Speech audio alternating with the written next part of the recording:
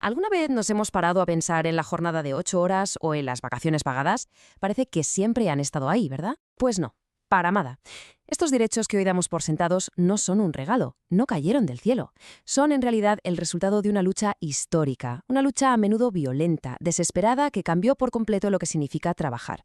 Venga, vamos a meternos de lleno en esta historia que a menudo se nos olvida. Y para entender de verdad la dimensión de este cambio, lo mejor es empezar por algo tan básico como la palabra trabajo. ¿De dónde viene? Pues resulta que viene del latín vulgar tripaliare. ¿Y qué significaba? Pues literalmente torturar, así como suena. Venía de tripalium, que era un instrumento de tortura romano con 3 estacas. O sea que, en su origen, trabajo y sufrimiento estaban íntimamente ligados. Y no es ninguna casualidad, ¿eh? Refleja cómo se veía el trabajo durante siglos, como una carga, casi un castigo. Es un punto de partida bastante bestia, la verdad, pero es que es fundamental para entender todo lo que vino después. Bueno, pues pasamos a la primera parte, la cuestión social obrera. Porque claro, esa idea del trabajo como sufrimiento, digamos que explotó con la revolución industrial. Fue la tormenta perfecta, ¿no? Por un lado, nuevas tecnologías, máquinas por todas partes. Y por otro, un liberalismo económico a tope, sin ningún tipo de control. Todo esto creó el caldo de cultivo perfecto para lo que se llamó la cuestión social obrera. Las ciudades de repente crecieron a lo bestia, sin ningún plan. Y las fábricas eran insaciables. Necesitaban mano de obra barata. Y el coste humano, sinceramente, daba igual. Hay testimonios que ponen los pelos de punta. Por ejemplo, el de Friedrich Engels, que en 1845 lo vio con sus propios ojos y lo escribió.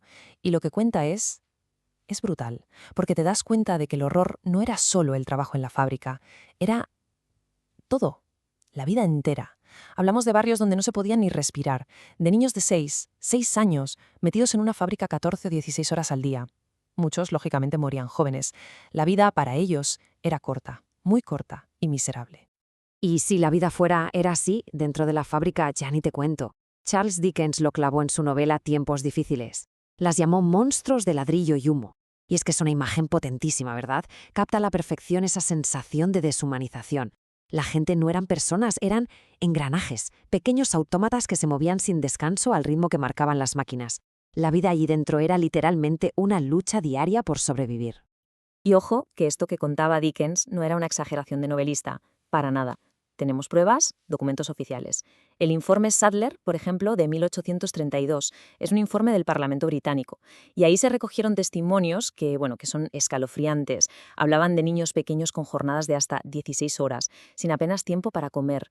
Las heridas, las enfermedades, incluso la muerte, eran el pan de cada día. Este informe fue como una bofetada de realidad para la sociedad de la época, la primera vez que se ponía sobre la mesa, de forma oficial, el horror que se estaba permitiendo. Y aquí entramos en la segunda parte, el nacimiento del movimiento obrero. Porque claro, llega un punto en que la situación es tan insoportable que algo tiene que cambiar. Todo ese sufrimiento individual de cada persona en su casa o en su puesto empieza a convertirse en algo más, en una conciencia colectiva. Los trabajadores se dan cuenta de que, por separado, no son nada, solo fuerza de trabajo barata en un mercado que los explota, así que empiezan a hacer lo único que pueden hacer: organizarse. Y así, de la desesperación, nace el movimiento obrero. ¿Y qué pedían al principio? Pues en realidad pedían 2 cosas que hoy nos parecen de cajón.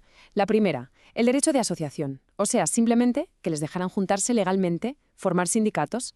Y la segunda, mejores condiciones, un salario un poco más justo, jornadas más cortas, un mínimo de seguridad. Suena súper básico, ¿verdad?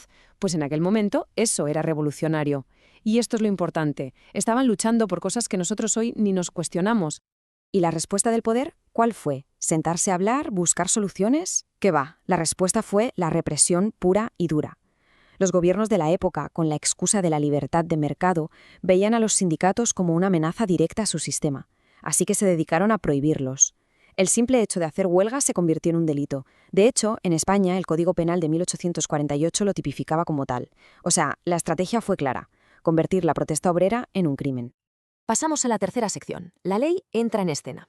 Porque claro, por mucha represión que hubiera, la olla a presión social estaba a punto de estallar. El conflicto era tan bestia que amenazaba con llevarse por delante todo el sistema. Y ahí es cuando el Estado se da cuenta de que tiene que hacer algo, no por justicia social, sino para salvar los muebles, para preservar el orden. Y de repente, la ley, que hasta entonces solo había servido para pegar palos, tuvo que empezar a regular. Pero ojo, estas primeras leyes laborales tenían truco, tenían como una doble cara. Por un lado, sí, había una parte de protección, muy paternalista eso sí, centrada en proteger a los más débiles, como las mujeres y los niños, de los abusos más salvajes. Pero por otro lado, y esto es lo más interesante, todo esto funcionaba como una herramienta de control social. El objetivo real no era tanto crear un mundo más justo, sino calmar las aguas, apagar el fuego para que el sistema pudiera seguir funcionando sin que todo saltara por los aires. Vale, y ahora en la sección 4 vamos a ver cómo fue este camino en España, porque aquí, como en tantas otras cosas, el proceso tuvo sus propias idas y venidas, un camino bastante turbulento, la verdad.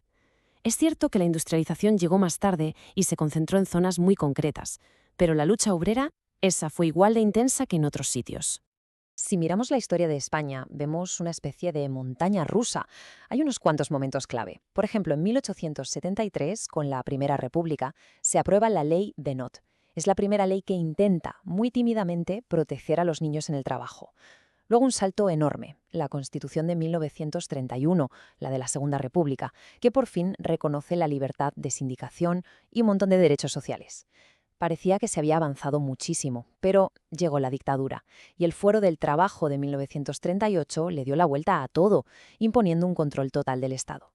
Tuvimos que esperar hasta la Constitución de 1978 para consolidar el modelo de derechos laborales que tenemos hoy. Y es que el contraste entre los dos modelos es abismal, no tienen nada que ver. Por un lado, tienes el sindicato vertical del franquismo. Ahí metían a la fuerza, en el mismo saco, a trabajadores y a empresarios, todo controladito por el Estado. La idea era negar que existiera un conflicto, como si todos fueran una gran familia feliz. Vamos, un instrumento de control puro y duro. Y en el otro extremo, el modelo democrático. ¿En qué se basa? Pues en la libertad de asociación, en reconocer que el conflicto existe y es normal, y en dar herramientas como la negociación colectiva o el derecho a huelga para intentar equilibrar la balanza. Llegamos ya a la última parte, porque si echamos la vista atrás, el camino recorrido en poco más de un siglo es inmenso. La transformación ha sido total. Hemos pasado de ver el trabajo casi como un castigo bíblico, algo inevitable y penoso, a entenderlo como un espacio donde debe haber dignidad y derechos. Y así es como cerramos el círculo que empezamos al principio. Del tripalium, de esa idea de tortura, de castigo, hemos llegado a un sistema que, al menos sobre el papel, protege el trabajo como un derecho fundamental. Y lo más importante que hay que recordar es que este cambio no fue algo natural, no fue una evolución tranquila, fue una conquista. A veces no nos damos cuenta de lo que significa todo esto en nuestro día a día. La jornada de 8 horas, tener seguridad social, las vacaciones pagadas, la protección si hay un despido, todo eso nos parece lo más normal del mundo. Pero no apareció por arte de magia.